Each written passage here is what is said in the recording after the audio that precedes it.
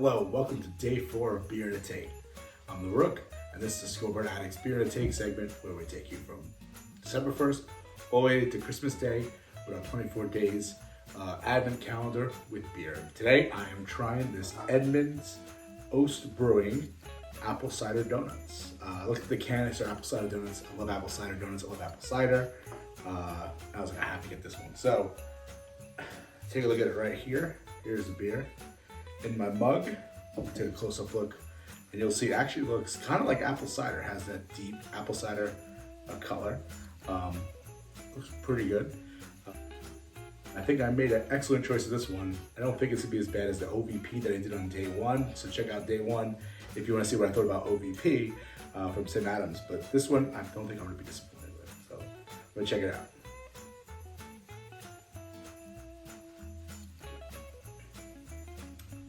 Nope, no disappointment. That is a delicious beer.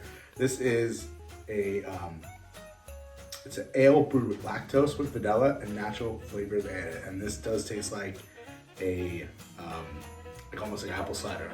Has that appley flavor to it, low vanilla flavor as it says. This is perfect. 5% alcohol by volume. So decent, decent alcohol content in there. So this is from Charleston, South Carolina. It's 5% alcohol by volume. Definitely check this out if you have it at your local liquor store, local bar. Check this out. This is actually really good, delicious. I am definitely not disappointed with this one. I'm ecstatic at how good this one actually came out. And that brings me to my take. So the news recently is a rumor that apparently Rob Manfred wants to put in this golden bat rule. Basically saying that at any point in the game, you can have any player from your team bat in that spot, whether it wasn't, even if it's not their spot in the lineup. So basically, for example, Yankees have Warner on second and third, and it is Oswaldo Cabrera coming up, the 9th spot. As opposed to having him there, you're gonna have put in Aaron Judge to hit. I don't like it. It stinks. Listen, I think Rob Manfred is trying to accommodate and trying to get new fans to Major League Baseball by coming up with these new asinine rules that all does is further alienate the actual fans of baseball like myself. I'm not a baseball purist by any means. I'm like a Bob Costas type of guy, but I am definitely of the mindset that something like this is going to make baseball too gimmicky, not make baseball any fun. It's just going to accommodate or try to get these new fans who don't really like baseball already into a sport just because there's this new cool rule that we can look at. I hate it. Rob Manfred has tried to introduce new rules to make baseball better. Some of the rules I agree with. The one rule that I do like from Rob Manfred, from the many rules that he has been enacting, is the universal DH rule. NL now has DH. I love it. I love it! Okay, good job there. Pitch clock, I'm a little hate it and love it. If I'm at home watching a game, I don't want to sit there forever watching a game for 4 hours. Those are Yankees, Red Sox, those games can go on forever. But when I'm at a ballpark, I don't love watching a pitch clock because it makes the time go faster. When you pay a lot of money for these Yankee tickets, $60, $70 a ticket, and you're paying $20 for a beer, $15 for a hot dog with fries if you're lucky. And then next thing you know, you're spending $200 for yourself to go, not an entire family, and the game's over in 2.5 hours because it's a pitching tool. I don't really love that for the in-ballpark experience of pitching clock, but for people watching at home and myself, I love it. So I'm like, on the pitching clock rule. Definitely do not like the ghost runner on second in extra innings. That has to go. Hate it from the beginning. It just seems like a dumb rule. It's really an invention of someone who's just like, all right, let's put a runner on second to make extra innings go faster. And yeah, has it worked? Of course it has, but it makes games go faster. Once again, it's like a pitch clock.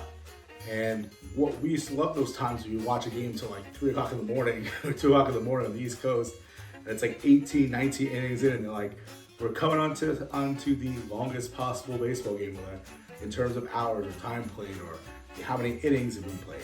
And that was fun to watch. I used to love that. Obviously it would be, probably not a lot of scoring. That's why they're going so far into extra innings. But I think that was more enjoyable than this ghost runner on second. And I also don't like the rule they implemented about a bullpen reliever has to pitch to at least 3 guys. It takes away the lefty specialist job. I remember back in the day when we were watching Yankee games, the playoffs, it always was that lefty specialist for the Yankees that came in just to face a lefty. And you were able to take him out immediately. The Yankees probably, this postseason, probably wish they had that with Nestor Cortes. Nestor Cortes was great against Ohtani his entire career, and that's what the Yankees brought him in for. He makes that pitch to Ohtani, and then obviously gets the grand slam to Freddie Freeman in the World Series. If you get rid of that role, maybe Aaron Boone doesn't leave Nestor Cortes in there to face Freddie Freeman. Maybe he goes to somebody else. So I don't like those rules. I really don't like this golden bat rule. I think it's asinine. I think Rob Manfred has to go. If this gets implemented, I will put it on film right now, and you take my word for it. I will never watch baseball again if there's a golden bat rule. Never! I'm 100% serious about that. If baseball started to become the Savannah Bananas, not that I hate the Savannah Bananas, but Savannah Bananas are entertainment, right? They're a circus. They go around the country trying to get people to watch them play baseball, right? And that's one of the things they might have. This doesn't belong in Major League Baseball. I'm sorry. I'm not a fan of it. I think it's going to dilute the sport, and all you're going to do is alienate the fans of baseball who always love the sport for what it is. And that's my take.